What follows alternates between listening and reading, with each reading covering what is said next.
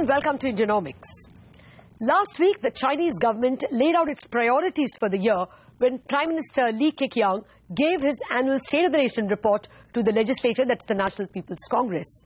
Li said China's economy would grow by 6.5% to 7% this year and achieve an average annual growth rate of 6.5% from 2016 to 2020. Li devoted a big part of his report to the potentially painful adjustments to industries that will be needed to shore up growth. Gluts of coal, steel, cement and other industrial commodities have been generating heavy pollution but dwindling profits. Li indicated that China would need to lay off millions of workers in failing factories and mines. But the government will set aside about $15.3 billion to support laid-off workers. Li said, "We will focus on addressing the overcapacity in the steel, coal and other industries facing difficulties. We will address the issue of zombie enterprises proactively yet prudently by using measures such as mergers, reorganizations, debt restructurings and bankruptcy liquidations." But at the end of Li's speech, the world is faced with many questions. One, can China deliver 6.5% growth? Can China trim down its giant state-owned conglomerates of steel, coal and cement without causing huge unemployment problems? Will the banking system already faced with bad loans be able to suffer such a write-down of large firms?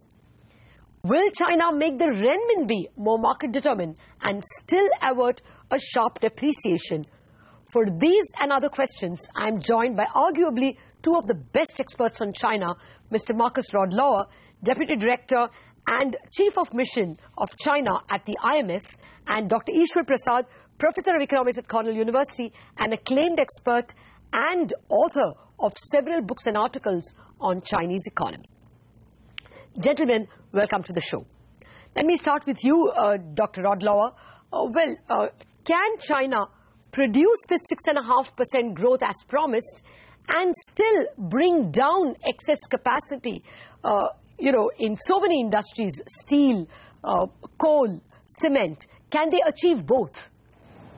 China is in the middle of a great transition from an economy that is powered mainly by industry, exports and investment to an economy that will be fueled by consumption and services like other modern economies. This is a difficult transition. It is bound to have bumps, but we believe that China again this year will demonstrate that it can do it while still being one of the most dynamic economies in the global economy, and certainly probably the economy that contributes most to global growth worldwide. In a nutshell, 6.5 is ambitious, but we do believe it can be achieved. Well, Dr. Prasad, similar question to you. Can China achieve growth, especially at a time when it is cutting down production? This sounds like a contradiction. It's going to be a very difficult balancing act. Certainly there is enough momentum in the Chinese economy, and certainly there are parts of the Chinese economy that could help in that balancing act. But in order to accomplish both those objectives, you need to have a lot going right in the economy. You need to have a financial system that works better at allocating resources. You need to have the state enterprises getting more corporatized and behaving more like commercial enterprises. And I think all of this, we are a long way from all of this. So these are not necessarily inconsistent objectives, but in the short run, I think it is going to be quite challenging. With the manufacturing sector slowing down as much as it has been, it's a little hard for the rest of the economy, especially the services sector, to pick up all the slack. So I think it's going to be quite challenging in the present environment, especially when the external environment remains very weak to accomplish both objectives. Okay. Well, Dr. Rodlauer, to get you into the same conversation, the more difficult part will be perhaps cutting down zombie industries, because that would create a social problem of unemployment. In your estimate, do you think China can pull that off? At the moment, they have over 1 billion tons of steel capacity, for instance. They're producing only 800 million. Can that be cut down to perhaps, say, 700 million tons of steel? This is not a problem that can be solved overnight. we've looked very carefully at Premier Li Keqiang's address to the National People's Congress and what's coming out of there. And I think one of the real positive things is that they are focusing on this key problem of state-owned enterprises and over-indebtedness and zombie companies, to be frank. And frankly, their goals of reducing overcapacity in those key industries by about 10 to 15% a year is tough, but it's doable. It's a gradual approach that is probably somewhat stronger than it has in the past.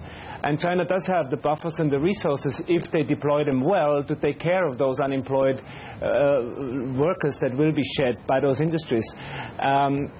For the actual welfare and for the growth of the Chinese economy, let's not forget that these what so-called zombie companies are already not producing output. They're producing losses. So for the economy itself, it will be a good thing if they are rationalized. I think the government has to be focused, of course, on the social support to the workers that will be shed. The government is conscious of that. We have seen in the budget already an allocation for a restructuring fund. I think this is a good start.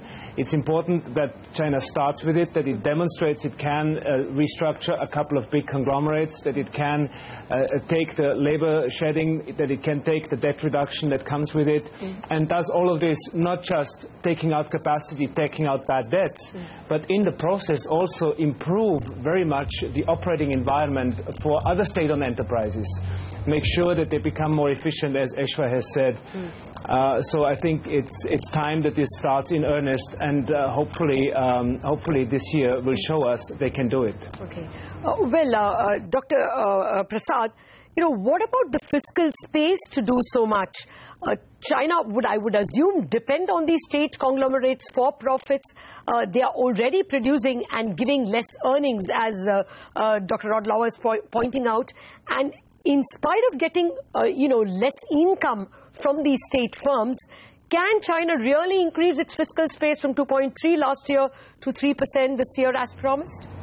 Now, first of all, the state-owned enterprises, the profitable ones, until fairly recently didn't have to pay dividends to the state, and now they pay modest dividends. But of course, there is a fiscal cost because the loss-making state-owned enterprises need to be subsidized by the state. So on net, the state doesn't make money from the state-owned enterprises. It loses money, as Markus alluded to.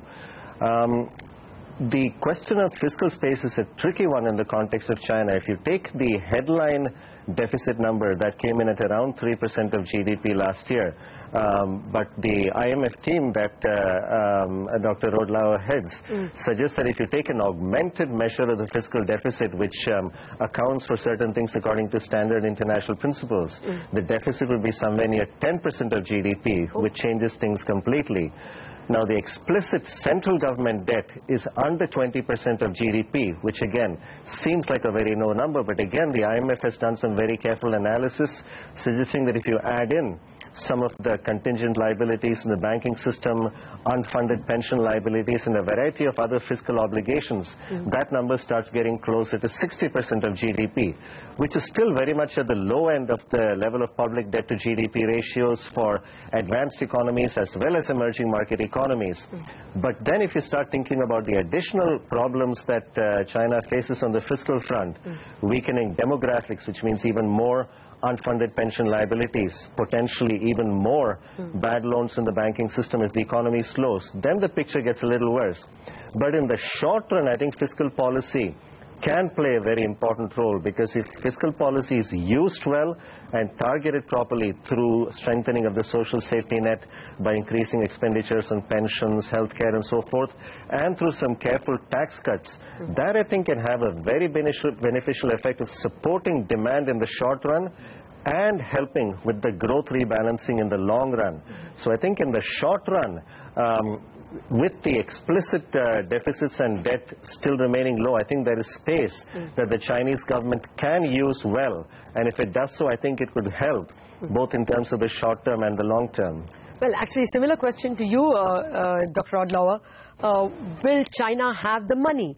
Their exports are also dwindling. So while domestically several firms are being a cost to the economy, the external money is also not really growing. It's growing at a slower pace. So is that fiscal space easy to get even in this year? I think Eswar has got it exactly right. China does have fiscal space left.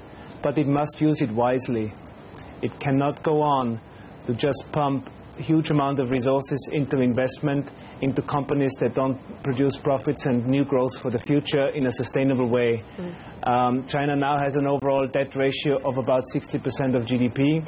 I think it can go quite some distance, but it has to be very, very careful how it uses that fiscal space. And as Eswar has said, it must go in two directions. On one hand, the state budget deficit, which is under 3% now, can go higher, especially if it is needed in the short run to support the economy, like, for example, this year. And that is the intention of the government.